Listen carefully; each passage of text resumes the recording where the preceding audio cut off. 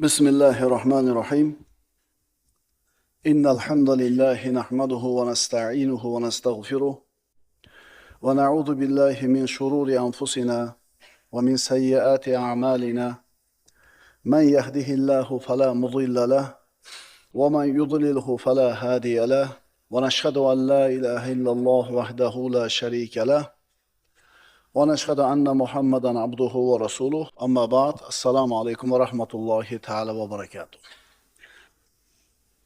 Bismillahirrahmanirrahim. Payg'ambarimiz sollallohu alayhi vasallam Muoz ibn Jabal roziyallohu anhuga shunday nasihat qildilar.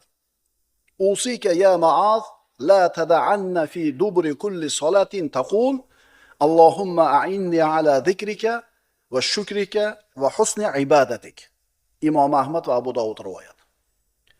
Rasululloh aytdilar: "Ey Muoz, men sizga har namozni ortidan Parvardigor, seni zikr qilishda, senga shukr qilishda va senga go'zal tarzda ibodat qilishda menga yordam ber" deb aytishingizni vasiyat qilaman. Bizdan sodir bo'layotgan har qanday yaxshi amal Alloh taoloning tavfiqi bilangina amalga oshadi. Tavfiq Alloh tomonidan bo'lgan yaxshi amallarga berilgan ilhom. Alloh taolo sizni yo'llab turishligi, Alloh taolo sizni o'zingizni holingizga tashlab qo'ymasligi. Mana shu tavfiq deyiladi. Tavfiqqa ega bo'lgan odam ikki dunyoni yaxshiligini qo'lga kiritgan odam. Qaytaramiz. Alloh tomonidan bo'lgan tavfiqqa ega bo'lgan odam ikki dunyoning saodatini qo'lga kiritadi. Alloh azza va jalla Qur'onda shunday marhamat qiladi. Astagfiru billah. Man amila solihan min zakarin aw unsa wa huwa mu'minun falanuhyiyannahu hayatan tayyiba. Qarang. Tavfiqqa ega bo'lishimiz uchun biz nima qilishimiz kerak? Nima qilsak bizga tavfiq keladi? Robbimiz subhanahu va taolo Nahl surasida shunday marhamat qiladi. Erkakmi yo ayolmi? Kimda kim? Mo'min bo'lgan holida biron yaxshi amal qilsa, bas biz unga pokiza hayot ato eturmiz. Bu Allohning va'dasi. Erkakmi ayolmi? Mo'min bo'lsa, musulmon bo'lsa, yaxshi amal qilsa, Alloh unga pokiza hayotni ato qiladi. Ibn Kasir aytadi, bu solih amal qilgan bandaga berilgan Allohning va'dasi edi. Solih amal sizga tavfiq kelishligining sababi ekan. Qancha savobli solih amalingiz ko'p bo'ladi, shuncha tavfiqqa ega bo'lasiz. Solih amal nima? Solih amalda nimani aytamiz? Qalbida Alloh va uni payg'ambariga iymoni bor bo'lgan erkakni, ayolni ixlos bilan kitob-u sunnatga muvofiq suratga qilgan amali solih amal deyiladi. Sizni ko'zingizga ko'ringan, yaxshi bo'lib ko'ringan amalni hammasi solih amal deyilavermaydi. U amal solih bo'lish uchun kitob-u sunnatga muvofiq bo'lish kerak. Ixlos bilan qilingan bo'lish kerak. Mana shunda solih amal deyiladi.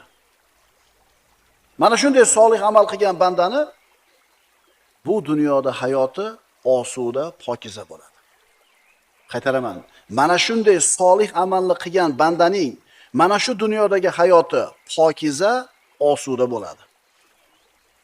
Oxiratda bo'lsa, bunaqa amal qilgan odamga dunyoda qilib o'tgan amallarini eng yaxshilari uchun mukofot beriladi. Yuribmiz ko'cha-ko'yda. Nima deb?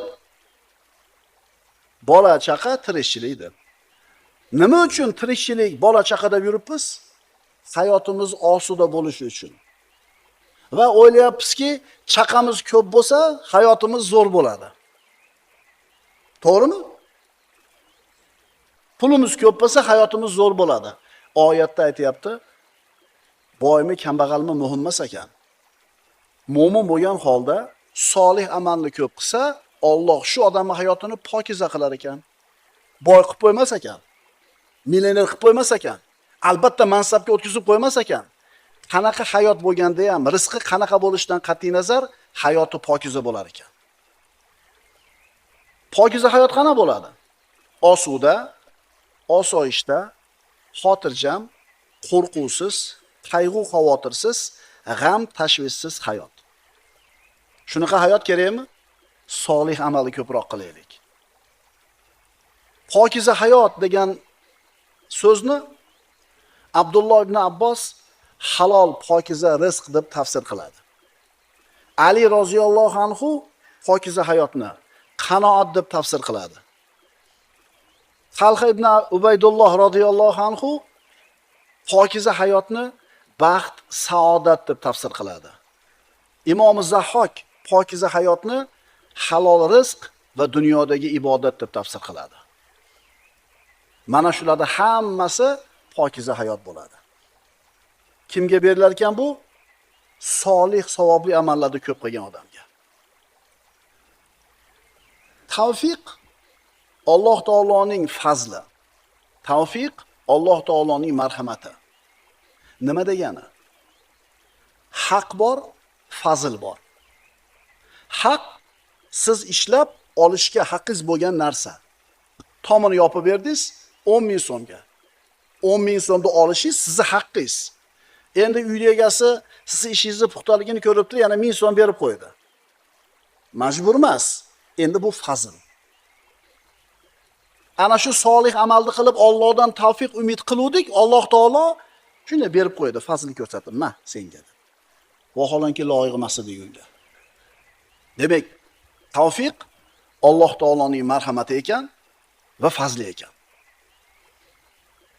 Bizni bu yerga qilayotgan solih, savobli amallarimiz tavfiqni kelishiga sabab xolos. Agar Alloh xohlamasa, fazl ko'rsatishni xohlamasa, solih amal qilganingizdan keyin ham bermay qo'yadi bu tavfiqni. Fa'alu lima yurid. Robbimiz o'zini xohlaganini qiladigan zot. La muaqqiba li hukmihi. Hech kim Alloh taoloni hisob-kitob qila olmaydi. Nimaga bermading deya olmaydi.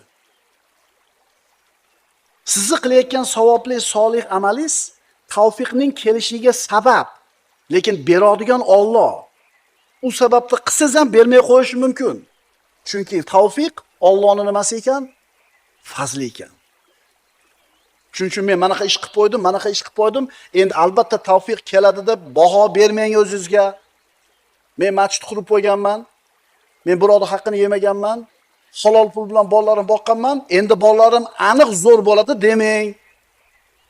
Chunki bu siz qilgan savobli amallaringiz, solih amallaringiz sabab xolos. Tavfiqni haqqi emas. Men mashincha savob ish qilib qo'yganman, meni hayotim zo'r bo'ladi deb katta gapirmang. Chunki savobli amallaringiz bor yo'g'i tavfiqning sababi. Alloh xolasa sababni qilsangiz ham bermay qo'yadi. Banda Allohni rozi qiladigan amallarga qanchalar shoshilar ekan, uni ustiga Allohning rahmati shunga yarasha kelaveradi.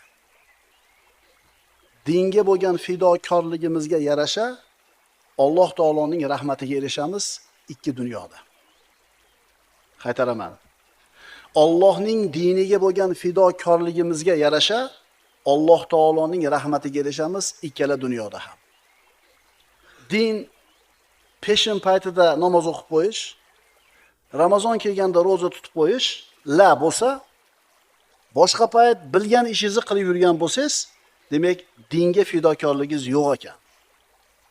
Din faqat Ramazonda roza tutib qo'yish, Qurbon hayit kelganda hayit qurbonlik so'yib qo'yish, namoz vaqti bo'lganda namoz o'qib qo'yishlar emas. Hayotingizni boshidan oxirigacha din idora qilish kerak. Shunda Allohning tavfiqi keladi. Bandani qalbi Allohga bo'lgan iftiqor bilan to'lishi, o'zini aqliga suyanmasligi, o'zini quvvatiga, puliga suyanib qolmasligi, o'zini ojizligini tan olishi, zaifligini tan olishi, ilmsizligini tan olishi, Robbisini qo'llab-quvvatlashligiga muhtoj ekanligini his qilishi tavfiqning sabablaridan. Pulingizga ishonmaysiz? ilmingizga ishonmaysiz, aqlingizga ishonmaysiz, zaifligingizni tan olasiz, Parvardigor seni qo'llashingga muhtojman deb turasiz. Shunday bo'lsangiz Allohning tavfiqi keladi. Ma'qulmi? Payg'ambarimiz sollallohu alayhi vasallam aytadilar: "Masalu hadihil ummati kamathali arba'ati nafarin." Bu ummatning misoli 4 ta odamning misoliga o'xshaydi. Bir kishiki Alloh unga mol va ilm ato qildi. Bas u ilmiga amal qiladi, molini infoq qiladi o'rniga. Bu birinchi odam. Ilmi ham bor, puli ham bor. Ilmiga ham amal qiladi, pulini ham infoq qiladi. Endi ikkinchi odam. Bir kishiki Alloh unga ilm ato qildi, mol ato qilmadi. Ilmi bor, puli yo'q. Endi shu ikkinchi odam aytadiki, agar menda ham anavi birinchi odamga o'xshab turib pulim bo'lganida, men ham pulimni savobli o'rinlarga sarf qilar edim. Rasul aytadilar: "Fahuma fil ajri sawa." Ikkalasi savobda teng. Birinchi odamda puli ham bor, ilmi ham bor. Ikkinchi odamda puli yo'q, ilmi bor. Birinchi odam ilmiga amal qilyapti, pulini sarflayapti o'rniga. Ikkinchi odamda puli yo'q. Agar bo'lsa men ham sarflardim desa, puli yo'q bo'lsa ham, sarflamagan bo'lsa ham, niyat qilgani uchun sarflagandaqa savobni oladi. Yana payg'ambarimiz aytadilar: "Va rajulun atahu Allohu malan va lam yu'tihi ilman." Endi uchinchi odam. Bir kishiki Alloh unga mol ato qildi, ilm ato qilmadi. U molini noto'g'ri ishlatadi va uni nohaq o'ringa sarf qiladi. Ilmi yo'q, puli bor. Pulini gunohga sarflaydi. Endi to'rtinchi odam. Bir kishiki Alloh unga ilm ham, mol ham ato qilmadi. Endi u aytadiki, agar menda ham mana bu uchinchi odamga o'xshagan narsa pul bo'lganida, men ham o'qigandek qilar edim. Uchinchi odam qanaqa odam edi? Puli bor, ilmi yo'q, pulini haromga sarflayapti. Endi to'rtinchi odam, ana shu pulim bo'lganda men ham shunaqalarga sarflardim desa, payg'ambarimiz aytibdilar: "Fahuma fil wizri sawa." Endi bu ikkalasi gunohda teng bo'ladi. Ya'ni bandani himmati, niyatiga yarasha tavfiq keladi. Bandani maqsadi va harakatiga yarasha Allohning qo'llovi keladi. Qarang, ilmi bor, puli yo'q. Ilmi bor, puli yo'q. Meni ham pulim bo'lsa sarflardim degdi, savobni teng olyapti. Ilmi ham, puli ham yo'q odam, pulim bo'lsa gunoh qilardim desa, gunohni teng qilib qo'yapti Alloh taolo.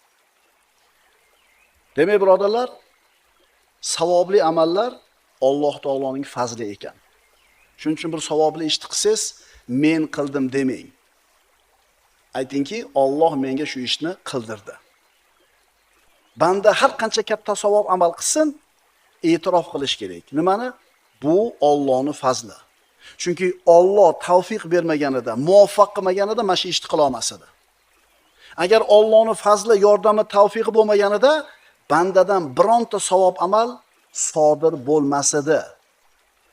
Astagfirullah. Walaula fazlullohi alaykum va rahmatuhu lattaba'tumush shaytona illa qalila. Mana qarang. Shaytonga ergashganlar jahannamga o'tin bo'ladi. Alloh taolo aytayapti. Agar sizlarga Allohning fazli marhamati bo'lmasa edi, tavfiqi bo'lmasa edi, ayrim kishilardan tashqari hammanglar shaytonga ergashib ketardingiz. Siz shaytonga ergashmayotganligingiz, iymonda, taqvoda turganligingiz ham Allohning tavfiqi bilan ekan. Agar Allohning fazli, tavfiqi bo'lmasa, juda oz odamdan tashqari ko'pchilik shaytonga ergashib ketardi deydi. Boshqa oyat. Astagfirullah. Walaula fadlullohi alaykum va rahmatuhu ma zaka minkum min ahadin abada. Walakinnalloha yuzakki man yasha'u wallohu samiun alim. Agar sizlarga Allohning fazli marhamati bo'lmasa edi, sizlardan biron kishi biron gunohdan pok bo'lmas edi. Gunohdan tiyilayotganligingizni o'zi Allohning fazli ekan. Gunohdan o'zingizni to'xtata olayotganligingiz Allohning tavfiqi ekan. Agar Allohning fazli, tavfiqi bo'lmaganda gunohdan tiyila olmassizlar dedi Alloh taolo. Oyatni davomini qarang. Lekin Alloh fazli marhamati bilan o'zi xohlagan kishini pokladi. Alloh eshituvchi, bilguvchidir. Jumaga keldingiz-a? Siz o'z keldingizmi? Bittasi chiqdi, mashinasi buzilib qolib ketdi yo'lda. Ana ulamolar aytishadi, agar insonning ilmi komil bo'lsa, qilgan amalini o'zim qildim demaydi. Agar insonning ilmi komil bo'lsa, qilgan savob amalini o'zim qildim deb hisoblamaydi. Agar insonning ilmi komil bo'lgan bo'lsa, meni amalim bor deb bilmaydi. Buni o'rniga nima deydi? Mana shu ishlarni bajarishlikka muvaffaq qilgan Alloh taologa hamd sanolar bo'lsin deydi. Mana shu savobni ish qilishligim Allohning menga bo'lgan fazli marhamati deb biladi. Aqlli, ilmli inson o'zim qildim demaydi, amalim bor demaydi, agar Allohning tavfiqi bo'lsa. Agar tavfiq bo'lmasa, nima deydi? Men qilib qo'ydim buni deydi. Nima qilsak, biz men falon amalim bor demaymiz. Nimalar bizda bor bo'lsa, meni amalim bor deb turib o'zimizga ishonib qo'ymaymiz, katta baho bermaymiz. Ujubga berilmaymiz. Bu haqida inshaalloh keyingi juma gaplashamiz. Aqulu qawli hada va astagfirulloh li va lakum. Innalloha va malaikatahu yusalluna alan nabiy. Ya ayyuhallazina amanu sallu alayhi va sallimu taslima. Vassalamu alaykum va rahmatullohi ta'ala va barakatuh.